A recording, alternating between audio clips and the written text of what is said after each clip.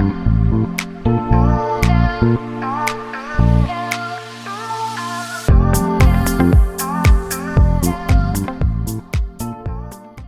back, bitches. This is Ann World Peace. I am your host, Maggie Gehlsen-Burnett. Guys, I just recorded this entire intro and then realized that my mic was not plugged in. So here we are.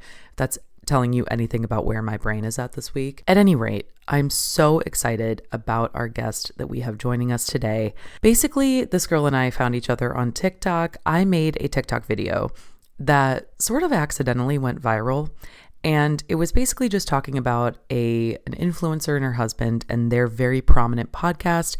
And I sort of was just trying to explore the concept of what influencers owe their audience in terms of ethics. And basically, this lovely gem of a person ended up finding me from that video, and we're doing a pod swap together. So that means that I'm going to be on her podcast this week. Be on the lookout for that episode, and she is on Ann World Peace today. So let me tell you more about her. We have Han Huante joining us today. Hannah is the blogger, content creator, and influencer behind How Han Sees It, which is at How Han Sees It. I will link that in the show notes. How Han Sees It was created with the mission to share her life unapologetically through her fashion, beauty, and lifestyle content, with the hope of inspiring her community to live authentically and confidently while sharing the ups and downs of her own life. How I See It, the podcast, launched from that, with a focus to further inspire listeners with personal stories and interviews coming from people across all different industries. The podcast covers entrepreneurship, mental health, beauty, wellness, and more, with the mission to support people in their own journeys as guests talk about their own obstacles and healing journeys along the way. Guys, this episode was truly such a treat. I could have gabbed Hannah's fucking ear off for days. We discuss influencing, how she got into it, how she built her community, influencer ethics, cultivating authenticity online. We talk about mental health, influencer shelf life, and so much more. This episode is chock full of excellent intel. If you are somebody who's looking to maybe try to expand your presence online, grow a community, if you are somebody who has been fascinated by the influencing industry like I have, then this is an excellent episode for you. Without further ado, I'm going to shut the fuck up and let's welcome Hannah to the show. Well, okay, Hannah, thank you so much for taking the time. Do you go by Han or Hannah? Either or. Okay, I feel like girlfriends will call me Han sometimes, Yes. and other people will call me Hannah. It's so funny because when I started influencing, I just did How Han Sees It because I've always hated my name Hannah. I just feel like it's so girly and like not really my vibe. So I started going by Han. But it's funny because I'll sign up for everything with just like quickly being like Han, like to a Pilates class or whatever. And the Pilates instructor will be like, "Go Han." And I'm like, okay, apparently my name is Han.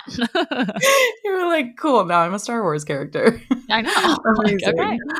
I love it. Well, thank you so much for coming on the show. I'm so excited to chat with you more. I'm so excited. So, okay, the first question, I open with this question for every single guest that comes on the show. For me, it is, as a host, it is selfishly a way where we can kind of just get right to the meat of who you are as a person. And that's my favorite thing in the world. Love it. I do it partially selfishly and partially because I think it's very effective and easy. Yeah. So the question is tell me, or tell the audience rather, about your own personal undoing. And when I say undoing, a lot of people have several. That is the general consensus amongst most women, is that there are several undoings. And if there's one in particular that you want to talk about, great. I relate this back to my experience doing pageantry for much of my formative years and kind of coming out of that and sort of just unraveling and like having to relearn and unlearn a bunch of shit. And so I find that question allows us to get to know you on kind of a deeper level right away. So I love that question. I was telling someone, actually, my best friend, before we started recording, that I was going on a podcast, and I was like, it's so interesting because, you know, I'm in the mental health space, especially with the podcast. I'm in the fashion and mental health space, things you don't usually combo together, but I love it. It's definitely, I don't know, sums up who I am and what's important to me. But I was telling her, I was like, I'm going on, you know, like a mental health podcast today, or like a healing podcast. And I was like, I just think it's so cool, the girl hosting, calls it like likes to talk about like undoings. Like she words it as an undoing. And we were like, that's so cool. I've never heard that before. And I love it. And I love the question because I do think, to your point, there are a lot of undoings that I can like Yeah. look back at. And I like the word undoing because it implies like a negativity that's fixable almost. Mhm, Like, and mhm. I think that my undoing was essentially the moment I realized that I had so many things happen that have like made me into, for lack of a better word, like the unhappy person I was at that point. This was probably, I mean, my entire life. And I told you this in our call that I've struggled with like depression, anxiety my entire life. It's not something I claim anymore, honestly, but Mm, it was something that was really, really a part, or something I had made a part of my identity for so long. mm. And it was because of, the childhood trauma, growing up in a chaotic home, growing up with parents who were very unhealed themselves, moving into high school, getting the like intense forms of like depression and anxiety in ways that I hadn't experienced before, dealing with, suicidal thoughts, and then moving into dating and trying to navigate toxic relationships. It just continued for me, like so many undoings. Yeah, But I think like the major undoing was the moment that I realized I was at rock bottom and that I would rather, try at least to get help. Or I guess like, I don't know, like I guess you can die or try to get better. You know what I mean? So for yeah, me, it was totally. like, I have no other choice. Like I should just give this a chance. And I think the undoing was realizing probably like 6 months, a year into therapy. And this was like during the pandemic time. So like my therapy experience was very like expedited, I would say, Yeah, because like sure. all I was focusing on was building my business online and growing How Han Sees It and going to therapy. And Yeah, so like I think for me it was very expedited. So like 6 months into therapy, I think I just had this like major undoing and realizing and having to face myself in the mirror that like a lot of the misery I was experiencing was kind of like my fault now. Like I didn't need to like hold on to all of these things and continue to victimize myself for so long based on the yeah, things that have happened. And I think that can get really controversial with people because people, have been through a lot. I know you've been through a lot. I've been through a lot. And like I yeah, would say there have been moments where I've been quote unquote a victim, but I do think a part of healing is realizing that we keep ourselves in that mentality a lot of times. And so my major undoing was like realizing that I needed to take ownership for a lot of stuff. And like that is yeah. so painful. It's so Mhm. painful and it's a major undoing, but I think it's a good undoing. Yeah, absolutely. Oh my gosh, yeah, taking ownership is like, well, I mean, it's the fucking worst because you can't place blame on anybody else, and that is, as humans, something we are not attuned to turning that blame sort of internally. So as somebody who's in you say all of this about, kind of making this your mental illness not a part of your identity. As somebody who is so deeply immersed in the influencing space and you're online, you are everywhere online, how do you manage that now, like your mental health and being online and being so seen by other people, even and maybe especially when you're talking so vulnerably about your own experience with mental illness? Yeah, I mean, it's hard. I think like Yeah. the reason I started How Han Sees It 6.5 years ago, and this was before there was even an idea of like a podcast and wanting to like open the conversation more, was I realized that like no one was talking about the shitty stuff. And like this was back when TikTok didn't exist. Like no one was talking about mental health. No one was talking about being real online. It was all the like Australian models like era, you know? Literally.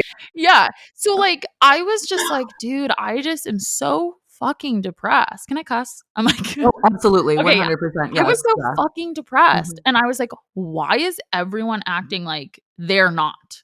And I don't think Yeah, everybody is, but like I knew there was definitely more people. I mean, the reason why we have podcasts is because there's a lot of people and who are yeah, struggling. And I was just like, why is no one talking about this? So the reason I started was like, I want people like who look more like me and who are more, I guess, quote unquote, normal people, like not models, to start sharing their outfits and sharing their life. And then it morphed through like therapy into talking about my mental health and like what I was going through and like being depressed and like even just waking up and posting a selfie and being like, I feel like shit today, even though you may think I look good. You know what I mean? Like I Yeah, just totally. wanted more of that.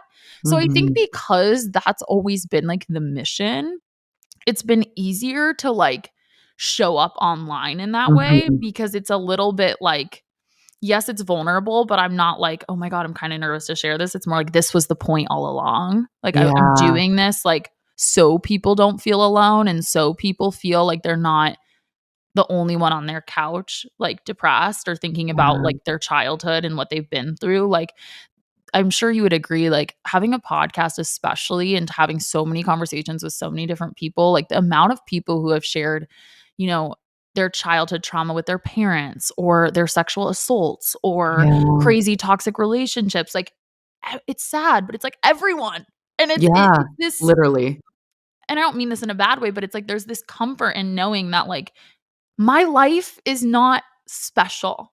Like, Yes. it's not like I'm the only one that's been through this miserable stuff, and it doesn't Yeah. invalidate the experience whatsoever, but I just think, like, it was very healing for me to start sharing because I was like, "Oh my god, like, everyone goes through shit. Like, this is life." Yeah. And so I think it's made those moments, like, showing up, like, a little bit easier. I would Yeah. argue that the way I talk on a podcast, and I'm sure you can relate to this, like, is so vulnerable that sometimes I feel like in my real life, I'm like, oh my God, like this is nerve wracking. Like, I can't show up in this romantic relationship as vulnerable as I do on the podcast because I feel super vulnerable. Yeah, Because of there is course. a separation between like when I'm showing up online, it's not me being like, I'm putting my feelings out there. It's me being like, I'm doing this for others versus like Mhm. in your real life, showing up Yeah. vulnerably is like, whoa, like this is Yeah. a risk. You know what I mean? Oh my god, yes.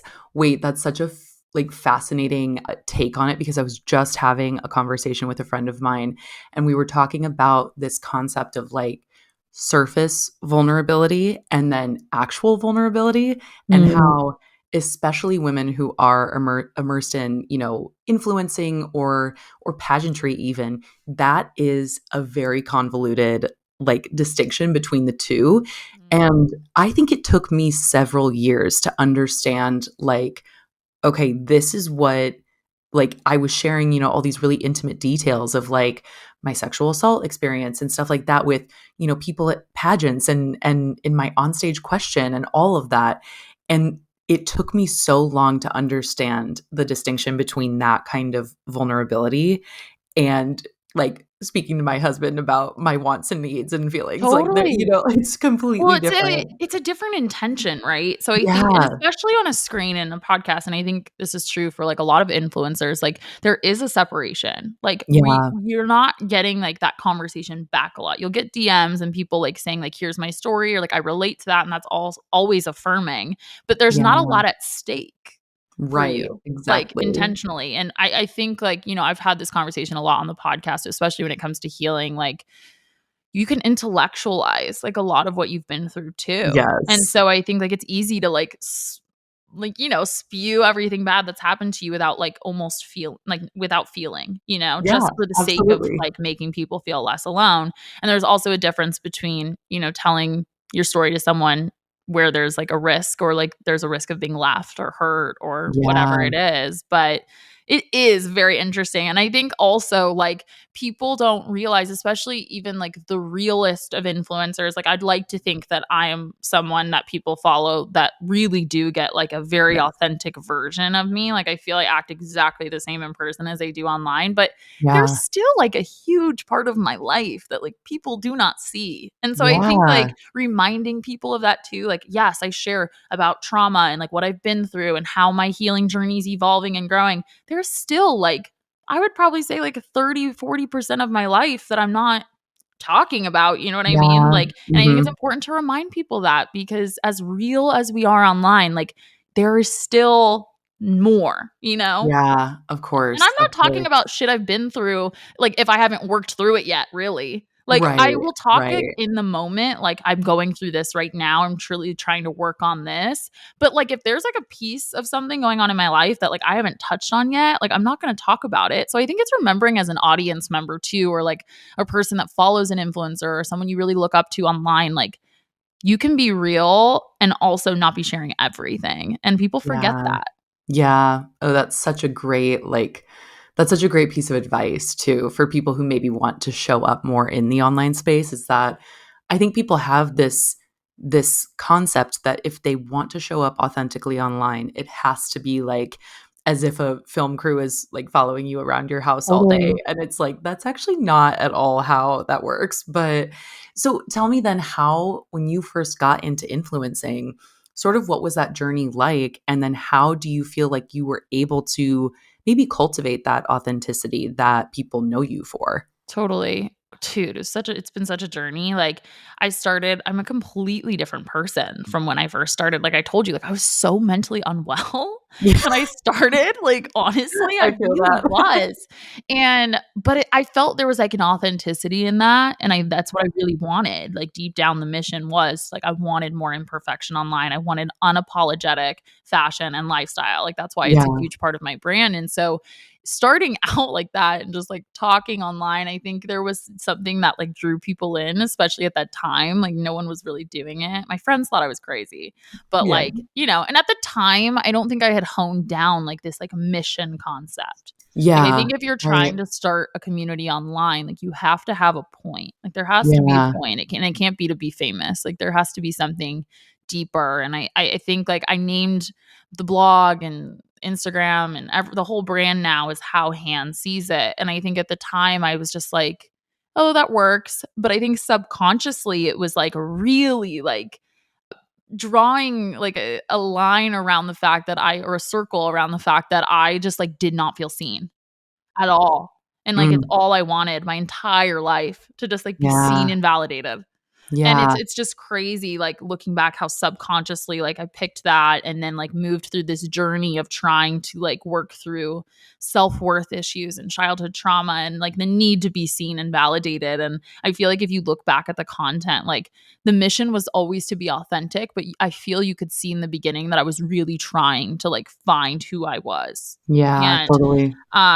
so like I don't know, it was just like it started like that. And I think as I like took people through my healing journey and started to hone in on like what was happening and started to like really care about myself and like my own healing and also care about showing up, it cultivated on its own. And I think I talk to a lot of people about this because I have a consulting agency on the side where I work with like a few different businesses and here in San Diego to create communities based in authenticity. And to your point, a lot of people think like, "Oh my god, do I have to share my personal life?" Like, no. You Yeah, just need to show up as a real human. And I think like when you are doing that intentionally with why you're showing up, the kind of content you're putting out, the way you're speaking is like super yeah, important. Like I always say like you have to act online like you're FaceTiming your best friend, like, yeah, talk totally. exactly like that, like, don't have a performative voice, like, Right, yeah, talk more in monotone how we do, like, colloquially because it will, like, yeah, resonate with people. Like, the more I started doing that, like, it cultivates on its own, and I yeah, think people are drawn to realness, and they're drawn to something that makes them feel something and makes them feel mhm, seen themselves, like, we all just wanna be seen, and yeah, so I totally. think, like, showing up in that way and not, to your point, feeling like you have to like do certain things. Like I never Yeah, do anything because I feel like I have to online. It's yeah, always because I want to.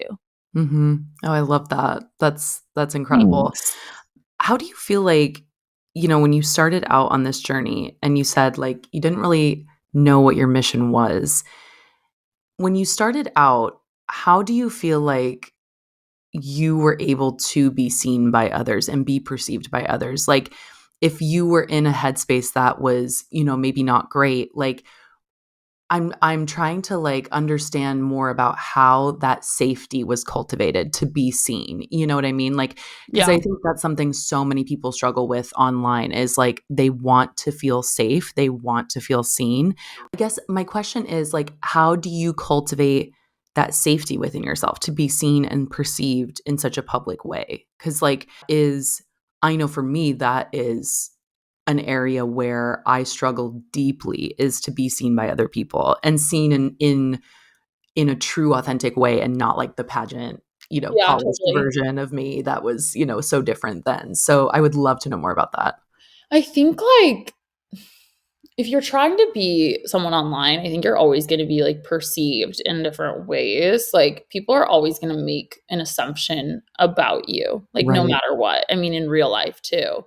But I think showing up online with just like pure intention, like Mhm. truly authentically, like even on the bad days, like you said, like if I show up online and I'm having a bad day and I'm like openly being like, I'm just like having a spurt of depression today, I don't feel well, or even being like, I'm sorry, I haven't talked on stories, like I literally am going through like a depressive episode, like, Yeah. excuse me. I think I can at least feel confident in knowing that I am being like 110% like my authentic self. So Yeah. therefore, like if someone makes a perception or like has a perception of me that's negative or whatever, at least I know that it's like completely out of my control. Because I Yeah. think like a lot of mental health issues, and I've talked a lot about this on the podcast, like a lot of mental health issues, I believe, like are rooted in the fact that like we're violating our conscience. Yeah. And so, like, if you're being perceived by someone or disliked by someone and you're being your authentic self, I would argue like you're not as bothered by it.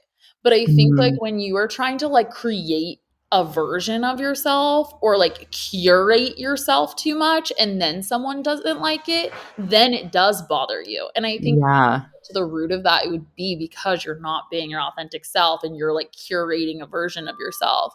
And I think being online and being an influencer is trying like a successful one at that, and a successful community builder at that is Yeah. trying to find the balance between curating a brand but not like curating yourself. And I think Mm, creating the safe space for people is giving them the confidence and like through the screen, because I do think there's an energy you can tell when people are showing up authentically and like you can just yeah. you're attracted to it and you don't know why.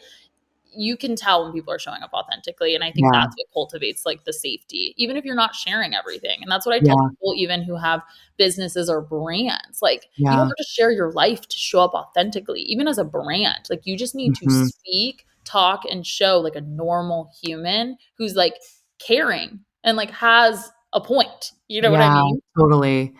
What do you think, aside from authenticity, is like the number one key of building a community? Yeah, I think you have to have like I think I've kind of said it, but like I think you need to have a point.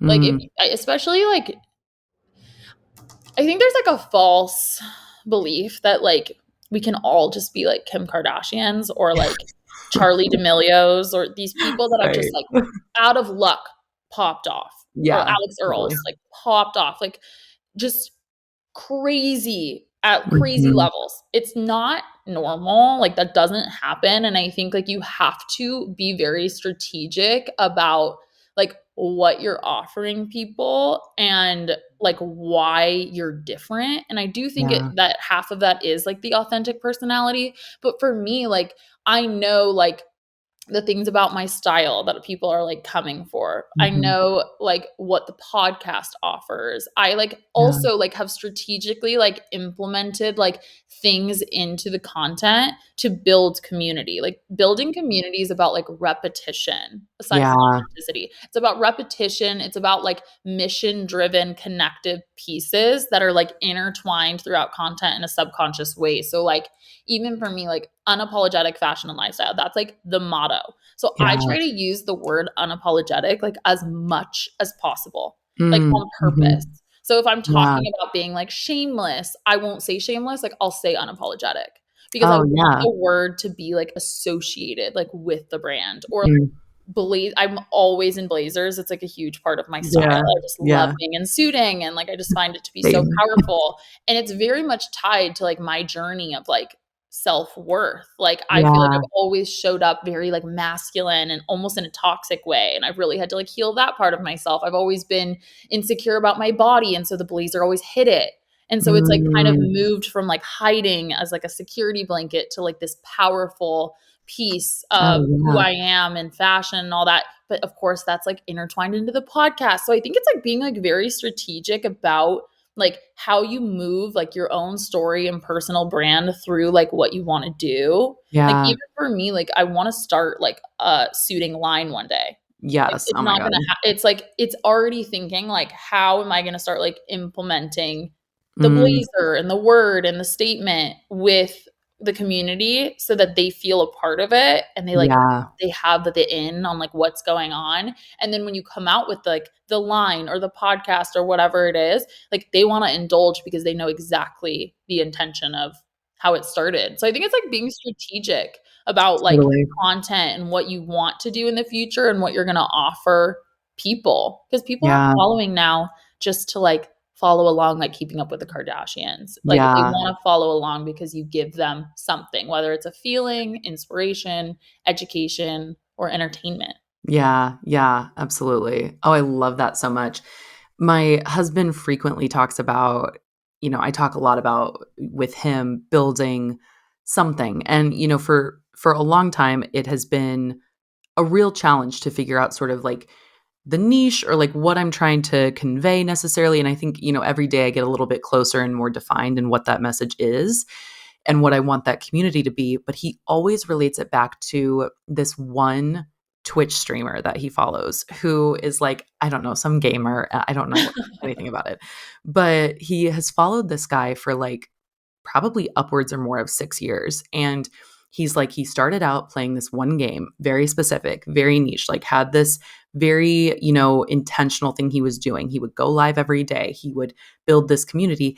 And now he like, my husband will watch him do like, gym vlogs and shit like that. So it's like, Mhm. and he's following him because it's him and not because he's just sort of Totally. regurgitating this content of like, oh, I'm going to play this game at this time today. And like, so it's people are following for the person, not necessarily just the activity that they're participating in or what their brand was built around. Totally. And I think to your question earlier about like cultivating trust, like when you're showing up consistent with like the value that you're offering, whether it's like styling content or entertainment for people watching games or whatever it is, Yeah. and you're doing it in an authentic way, like you do build the trust. So since the trust is there, like they'll trust you to watch anything. Like there's a trust Yeah. of being intrigued by everything, by like vlogs, by what you're eating, by what you're shopping, all of Yeah. that. But I think it is a very long, long process of building trust. Like it's Mhm. content every day. It's showing up every day. I mean, you get this with the podcast. Like it's showing up every single day, like with something, even if it's not getting views, to cultivate this like long, I don't know, journey of like getting to a place where someone who doesn't know you is going to trust you. But in an Yeah. instant, you can lose it. Yeah. It's like crazy. Exactly. So, like, Yeah. you have to be, like, really smart and strategic and, like, learn how to say no to money and, like, Mhm. say no to certain partnerships that don't align, like, show up every day authentically, and on a day that you're not feeling like you can do that, just not, because you Yeah. can lose it so quickly. I mean, even the way, like, I scroll myself. Like if I'm following someone for a while and all of a sudden I'm just have this energy that's like, what are they trying to do? Like I don't even like it doesn't feel like them. Because if someone Yeah. gets to know you for so long, even if you're not talking, like you can feel people's like energy and like their Yeah. aesthetic. If it starts to change, it's kind of like, what are they doing? And then like I'll unfollow. Or Yeah. like I'm just like, 100%. because you lose Yeah. the trust so quickly. Totally. What are your thoughts on on cancel culture? I have to know. So, Ugh, what are the vibes? What do we think? Like, it's hard. is there somebody who has been canceled that you're like, wow, this is an excellent case study in how we think about influencers and celebrities as human beings? Yeah. I like I'm like, I am so unscared of being controversial that I'm just like, how I do I wanna know. say I'm this? like, I'll say whatever the fuck I want online. I don't like it. I think it's fucked Yeah. up. Yeah. Like, For I sure. For don't sure. I think that we forget, like, a lot that people are just human. Yeah.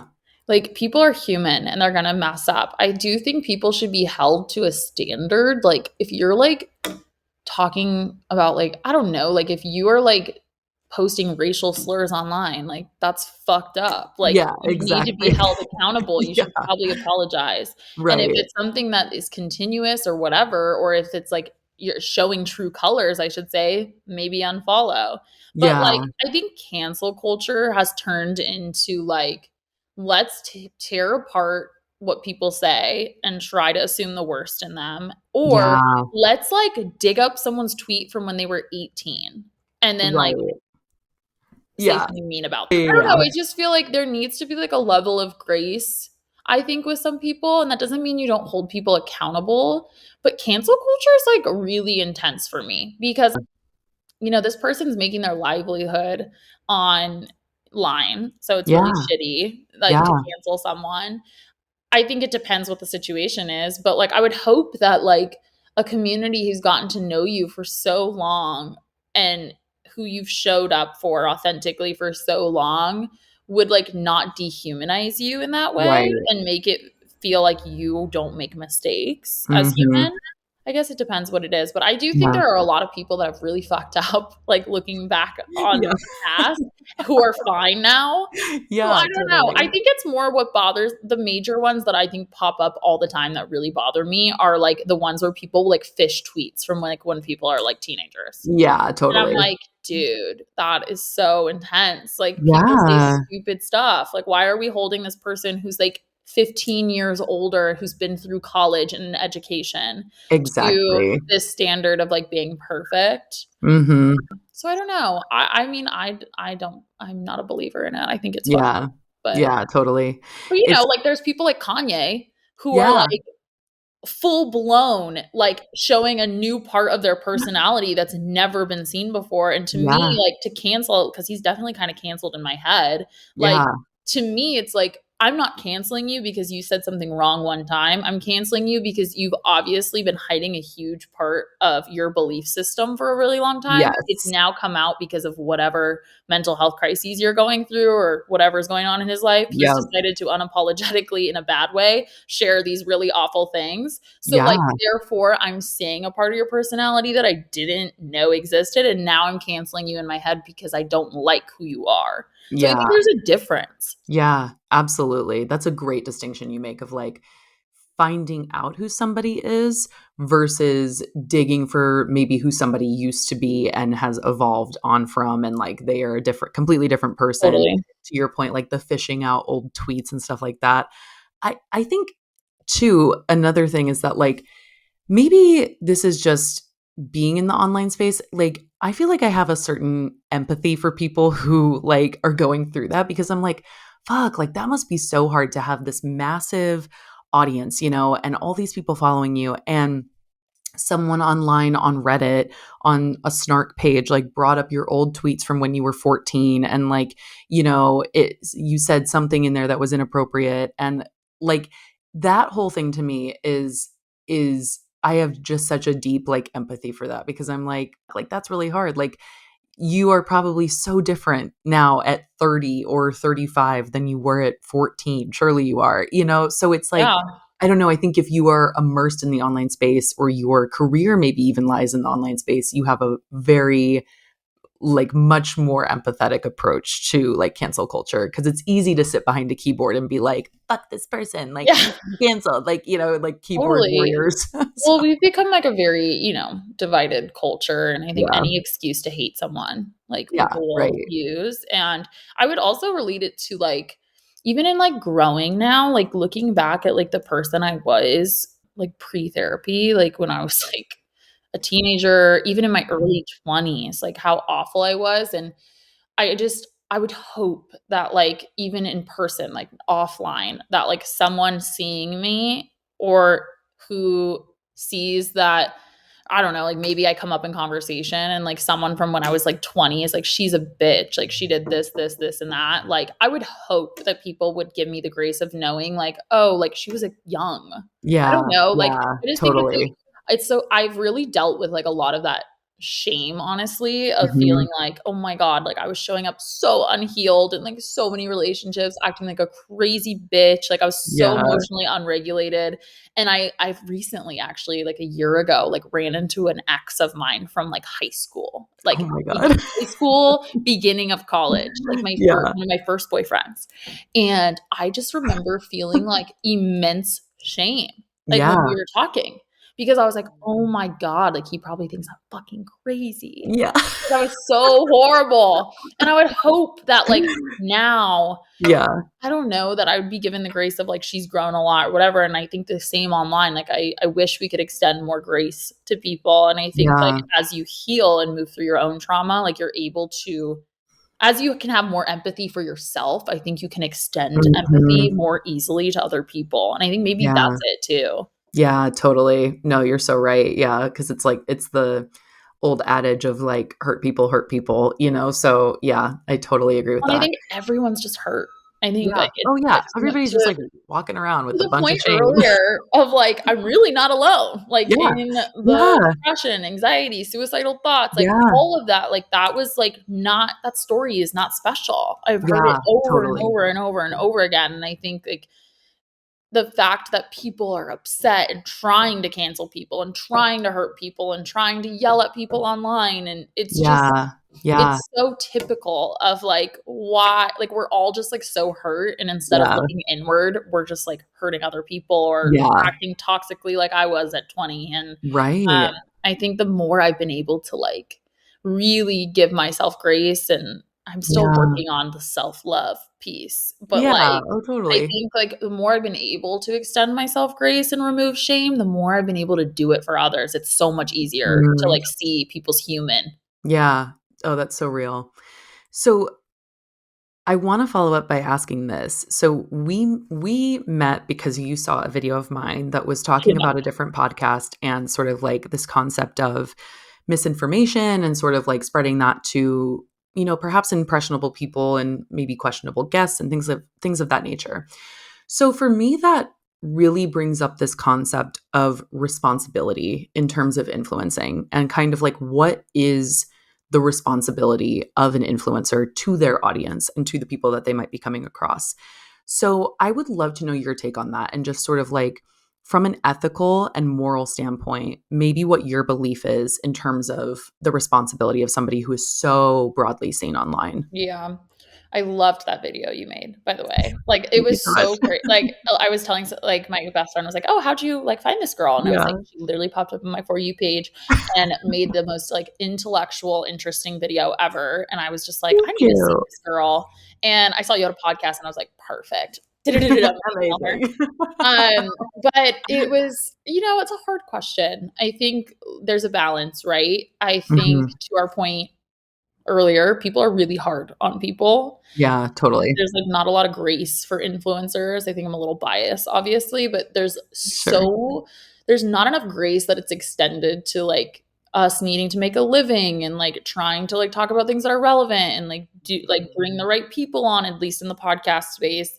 And I think there's this lack of understanding, like, people, just like viewers, there's this lack of understanding of, like, we're not, like, all knowing. Yeah. Like, why is it an influencer's job to teach you that, like, Mm. we're just normal people? Like, and so I think there's a level of, like, even with, like, the media and our culture and society, like, it's our job as a member and being a citizen in this country even to, like, educate ourselves, yet, like, no Yeah. one does it. So it's like half of me wants to say that, like, can we just, like, try to extend a little grace here? But the other half of me is like, if you've created a platform that is powerful, big, Yeah. will do anything you say or Mhm. buy anything you say, Yeah. there is a responsibility in acknowledging your humanness. And I Mhm. think, like, not enough people, especially, like, the big dogs, are, like, continuously affirming their community, like, that I am just, like, a human. And I don't Yeah. think you need to say, like, every single time, like, "I'm not a nutritionist," or "I'm not a mental Sure. health specialist," but because to me, when I Yeah. hear that, I don't think, like, "Oh, you're not all knowing." I think of, like, they just don't wanna get sued. Yeah, So, like, 100%. Yeah, I yeah, yeah. think there needs to be this, like, like influencers need to own and take responsibility for the fact that like this community trusts you in Yeah. everything you say. You've cultivated this trust for so long. So if you're going to become this big dog and have all this power, like you need to hold on to the things that like make you human. And I think when you get so big, people forget to continuously show up online authentically. They forget the pillars of like pretending like you're FaceTiming your best friend on Yeah. stories or acknowledging when they're wrong. I think like Yeah. it's huge when like influencers Mhm. can be like, not even wrong, like, you guys, I'm so sorry, I'm wrong. More so being like, I tried this product and I told you guys about it a couple of weeks ago, but I now hate it. Yeah, Just so totally. you Yeah. guys know, like, Yeah. I don't like it. Or like, Yeah. or like owning things like that, or being like, there's many times that I've been like, I love, because I told you this on the phone too, like when we were Yeah. talking, like about your video, because I thought it was so Yeah. good. There are things like as humans, like we get hyper fixated Right, and like we just exactly. become obsessed and hyper Yeah. fixated. And as an influencer and someone who wants to share my life authentically every day, I'm going to share that stuff all the time. But I think it's important to like backtrack, like when you don't do it anymore. So, Yeah, like, for totally. instance, like, I was obsessed with Orange Theory for so long. I used to post about it all the time. I It was, used like, to be my an Orange go-to. Theory coach. No way! Yeah, Yeah. I loved it. I thought it was great. Like, Yeah. I would post about it all the time. I would tell people to go even. Like, I'd be like, "Yeah, go try it. I'm obsessed." Yeah. The more I got into my mental health, the more I like explored my physical wellness, everything. I realized that I'm just so high strung and cortisol heavy that it doesn't make Yeah. sense for me to do workouts like that. And I need to do Right. literally Pilates. My Mhm. body transformed.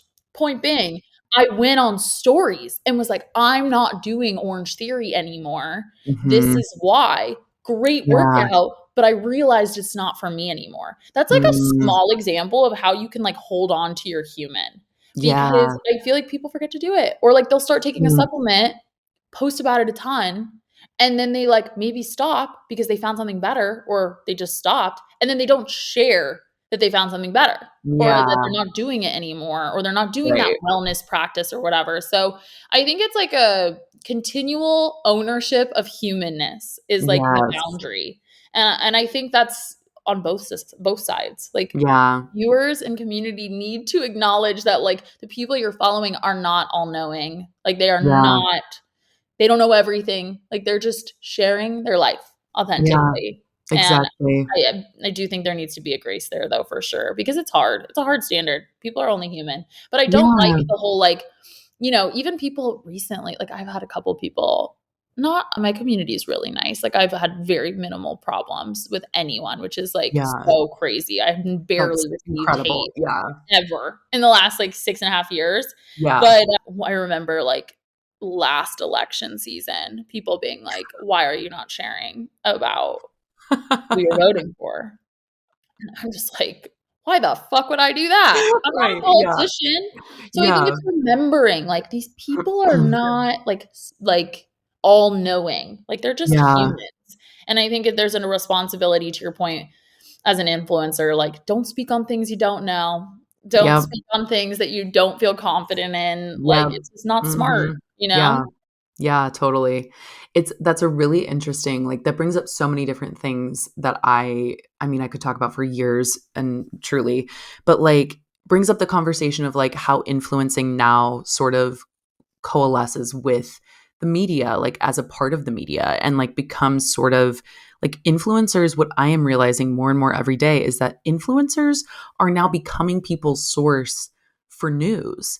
And it's like, okay, unless you're like, Under the Desk News, who I love and they do great content, unless you're like actually reporting the news, it's sort of like there is a responsibility on the viewer side to be cognizant of like this person is not a professional in this arena. They don't have a Mhm. degree in this thing. They don't have, so I love that. To your point, yeah, there's responsibility on both ends. And I think like the more we kind of get immersed in influencer culture, it's really fascinating to see how all of these worlds kind of like commingle together. So I Yeah, love I that. mean, I would get this is so existential, but I just feel like on a deep human level, like people just don't wanna do the work. And Yes. Oh my I God. don't Yeah. mean it as in like the controversial Kim Kardashian quote that where she was like, people need to get up and People work. don't put in the work. Also, I'll just fucking say it. I But love also that kind of quote. I true. love that quote. I get Totally. why it was not tasteful by her, but you know, Yeah. Yeah. I mean work as in like mentally, like and emotionally, Yes. like people like the healing journey is a perfect example. Like people don't want to do the work. People don't Yeah. want to look in the mirror. People don't want to look at Yep. their trauma. And then when they do, they don't want to initiate the difficult, hard decisions that it takes to like move the dial in their own life. The Yes. same thing with consuming news, media, Yep. and everything else. People don't want to work. They want to like be told what to think, what to Yep. do. This is so existential. I apologize. But No, like no. I love it's like this. so matrixy. Like it's just Yeah. like the way our society has been formed. Like we just people don't want to think if they don't have Yeah. to. Yep. And I think like again, it's just if they could go to their favorite influencer for like food, fashion, life, and Yep. media, great, Yeah. you know? Yeah. But that's just not real. Yeah. And I do Totally. think, and that's where the balance comes. Like if an influencer authentically wants to talk about like their view of something going on in the news, I do Hmm. feel it's a consumer's job to be like, oh, I'm just hearing this person's opinion, not like Yeah. fact. But the reality Right. is that that doesn't happen. So I Yeah. do see like the ethical Mm. hardship with it all and like the Yeah. balance between it. And that's why I Yeah. stand by like just reminding people of you're human as like Hmm. someone in the public eye, especially someone who's talking about something that they're Yeah. not a genius in. Yeah, totally. Yeah, I mean, and like to your point, I think the more that people heal, the further evolved your critical thinking skills become. Like, I think Totally. the more you heal, the more you look introspectively, the more you are able to understand how other people view the world. And like those critical thinking skills are ultimately what allow you to look at somebody and say, they're not all knowing. I'm going to give them some grace here and like some empathy in terms of like understanding where they're coming from, but knowing that I can make my own decision about this thing. Totally. Like, so it's fascinating kind of how those two realms maybe like overlap with each other. But I would be curious to know, I have a couple more questions for you. I feel like I could literally just pick your brain We're all good, day, girl. I love but it. I'm obsessed. Okay, so the first one I want to touch on is, do you think then, bearing all of what we just said in mind, do you think that influencing has a shelf life? That's a good question.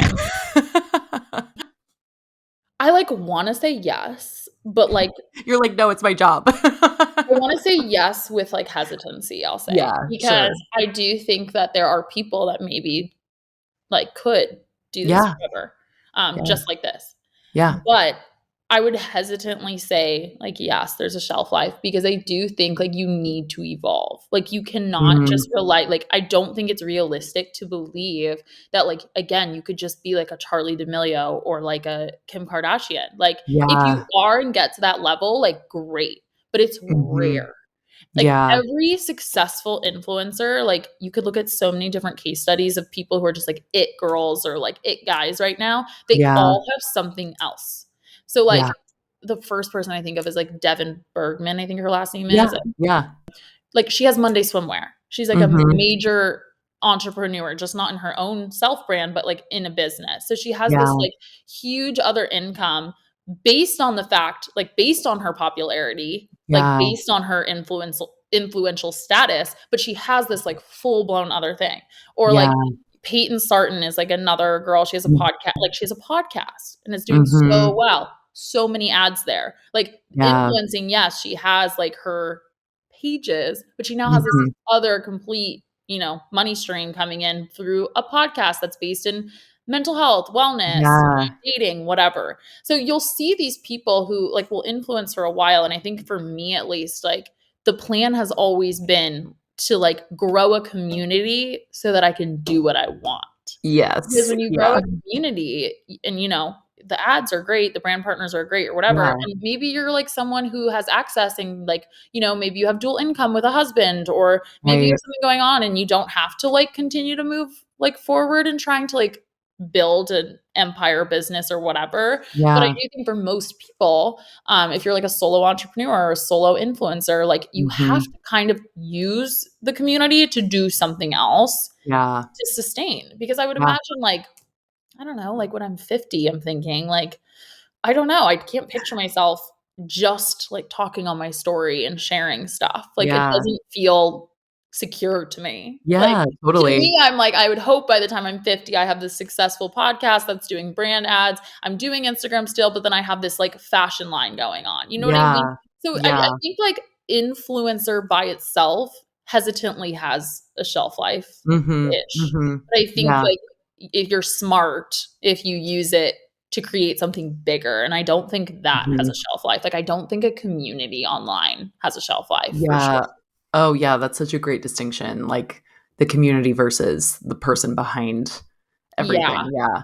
And it's fascinating too to think, like, back to existentialism, that, like, where there's gonna be another form of social media and, like, probably 6 other forms just in the next, like, 30 years, you know? Mhm. So it's fascinating to almost wonder, like, how this influencer sort of journey is going to evolve as time just naturally makes its Yeah. progression. My So, yeah. personal opinion is that I do feel like people are gonna start falling off of it. I think it's, like, Yeah. very people always ask me in interviews, "Do you think the influencer space is saturated?" I get that question a lot.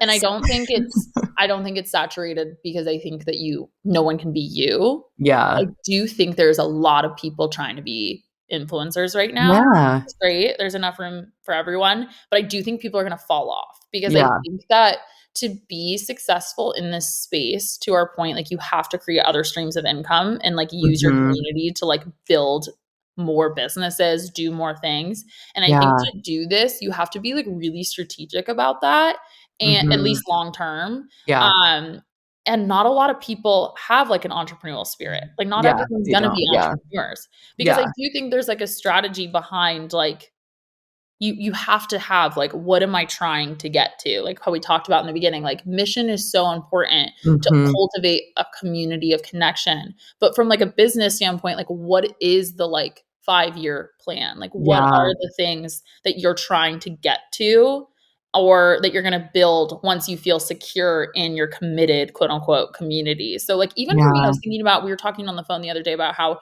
I wanna write a book, and, like, Yeah. I've already started writing it. Like, I'm even thinking about, like, in my head, a thought that I had this week was like, okay, I need to make sure that my book is done and out, like trying to go out, or like Yeah. I'm like hitting up publishing companies or whatever in the next like 5 years Yeah. because influencers are going to start writing books slash like have I don't even know having AI write them books. Yeah. So I'm Yeah. like, fuck, I got to get ahead of that before that starts happening and like it becomes like almost a cliche to have an influencer write a book. Yeah, So, like, totally. I'm already thinking like, "Okay, I need to have that done before that turn of, social Yeah. media starts to happen." So, like, I think it's, Yeah. like, being smart like that and, like, thinking about those types of things is, like, what makes you successful Yeah. in the industry. Absolutely. Even if it is saturated, you have Mhm. to beat every curve. Like, I'm Mhm. so jealous of I have a one girl that I know who jumped on TikTok when it was Musical.ly, and Ah, everyone thought she was crazy. if I didn't I could think she do was that. crazy, but I was like, "I am not wasting my time lip syncing on an Yeah. app." It was when it was still Musical.ly too, and oh my god, she is one of, like, the biggest she has one of the biggest followings on TikTok now because she was able to get ahead of what she Yeah. saw the curve was. It's like trend forecasting, but, like, Yeah, social right. media forecasting. Yeah, oh my god, that's so real. It's like, I look back at, there's, like, all those memes out there that are like, me going to my 9 to 5 because I wouldn't dance online in 2020, and I'm like, I really resonate with that. Yeah, Like, it's dude. so funny to me. Me too.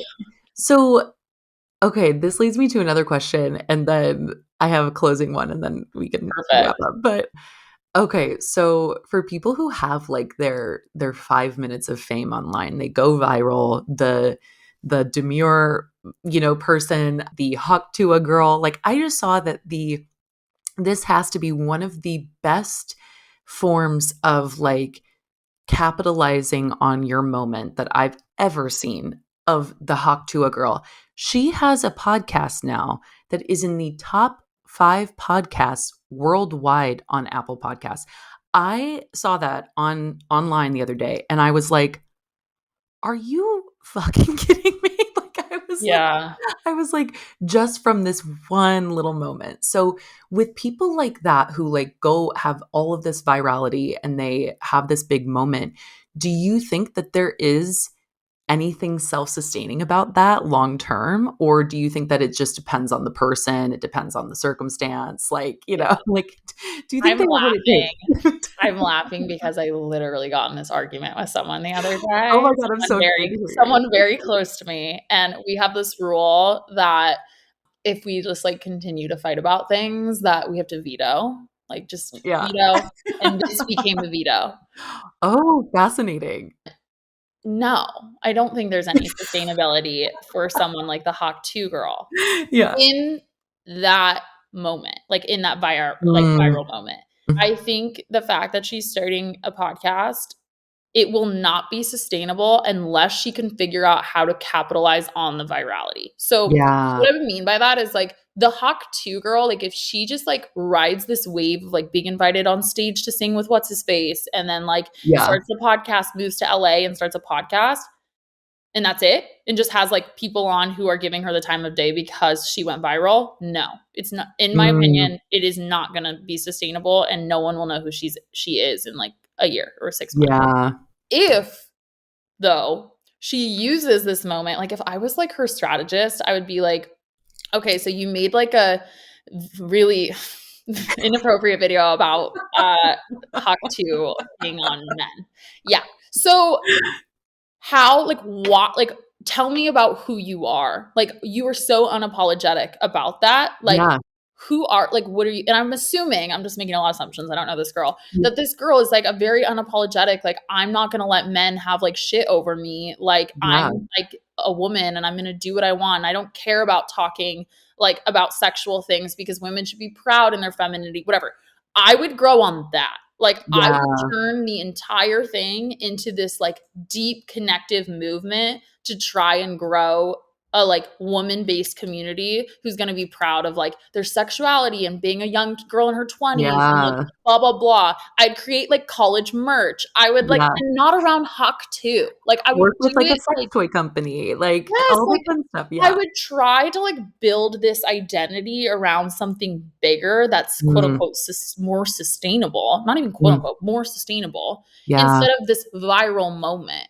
And Mm. it, because it doesn't make sense. Like, it Yeah. really doesn't. Even creating a podcast, like, is the podcast just her interviewing people? I don't even know. I don't even know, but I'm pretty sure on the cover of the podcast, it says, like, Hawk Tuah, and I was like, No. Yeah. "Girl," I was So like, it's "I like, don't I even would know create your a name." podcast, like, if Yeah. I were her, I would, like, literally do, like, my intro commercial being like, "I had this moment, I went viral, and it's so shocking to me that it went viral because I think it went viral because of the fact that women are not proud of their sexuality." Like, it's a shocking Yes. video because women don't talk like that about sex so Mhm. openly and unapologetically and, like, without embarrassment. So I decided to Yeah. start a podcast where I'm gonna have women on to talk about the things that make them feel confident, what they're doing, what they're saying, whatever. That is money. Like, Yeah. that will Yeah. sustain and continue on. But I don't think Mhm. she's doing that. Yeah. Yeah. So I think it's like, if you have that moment, like, you have to use the virality to do Mhm. what means something close to you and, like, build something that's real. But if you just, like, follow with Hawk 2 or whatever and continue on, like, I think it Yeah. will fade. Yeah. Oh my god, that's such, like, valuable insight. She needs to hire the fuck I out of know, you. should I That's email her? incredible. I love that. We'll just take that snippet, we'll send it to her, we'll Send it be to like, her? "Hey, we have a brand strategist who wants to talk with you." That's incredible. I love it. Thank Okay, you. so in terms of that then, this sort of, like, longevity and all of this, where do you see, aside from your goals for writing a book and all of this, where do you want to be? Like, what is the overarching goal for you as outside of kind of like creating these other things, the book, the line of blazers? What is like your overarching thing in the next, for your life, like for how Han sees it? Yeah. God, I have, like, so many, I've always been, like, so goal oriented. Like, I've always been so, like I've talked to you about on the pod, like, Yeah. I've been so, like, I'm gonna start a line, I wanna write a book, I want the Yeah. podcast to be huge. Like, I have so many plans and goals and strategies, but I think the more I've like sat in it and things have unfolded, and the more I've like moved forward in like my own healing and like mental health journey, like I just want to be happy, and I want to Yeah. be of service to like others. I want people to like not feel as shitty, for lack of a better Yeah, word. I want people to feel totally. like, oh my God, like this girl who, you know, seemingly has it all. And I feel like I've been really blessed throughout my entire life. I grew up in a very blessed situation, and like I'm now doing my dream job, like as hard Yeah, as it is sometimes, like it's like I'm so grateful. I think like people would look at me and be like, she has nothing to complain about. Like life is great. And the yeah, reality is like, you know, life is great, but I want people to feel like less alone in their struggle. And I think seeing someone like me talk about what they're going through, whether it's good or bad, and talking about all this important stuff that not enough people talk about, like yeah, I think is really, you know, imperative, especially as we move forward in this like digital age. And so I yeah, think like I just want to continue to like make people feel seen and heard, and encourage people to be unapologetic and be confident and try their best to and pursue healing and pursue doing the work. So if I can do that while, you know, starting a line and like starting a family and doing all this yeah, stuff, like that would be like the dream for sure. yeah. Oh, it's amazing. I Thank love you. that. I feel like we are so similar. Like Oh, that, I I love feel like that. it was not happenstance that we came across one another because we're just so similar and so aligned in so many ways. My last question for you is what is the sort of to tie this all into a pretty package, pretty bow? What's the single biggest piece of advice you would give to somebody who is in the middle of their own personal undoing? Oh my. I asked a big question at the end of mine too, and I've never been on the other side of like the big question. You are that bitch. Oh, I know. Oh God. I would like give him a hug first. No, Totally. I would encourage people to know like you have been through so much hard shit. Do Mhm. not let your conscious mind or insecurity or any false narrative convince you that sitting in your misery is any better than like making a hard choice and moving forward, or making a Mhm. different decision, or trying to be honest with yourself or pursue more or work through that really difficult thing that happened to you.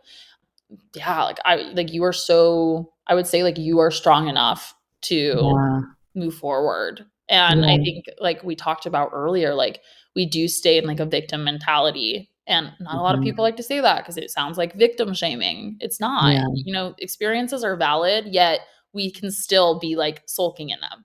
And yeah, I think totally. like we convince ourselves that like our misery is more comfortable than Mhm. not being miserable, and that Yeah, moving and forward and making hard choices and addressing hard traumas is more uncomfortable than sitting in misery. And like that's just so not true. yeah, And I've reminded myself recently, like you've been through so much shit, deciding to take a step forward and be vulnerable or make a different choice, even though it feels so foreign and weird, is nothing in compared to the misery I've experienced. Like I'm not gonna convince myself of any different, you know? yeah. I love that so much. Oh, what a great piece of advice. Yeah.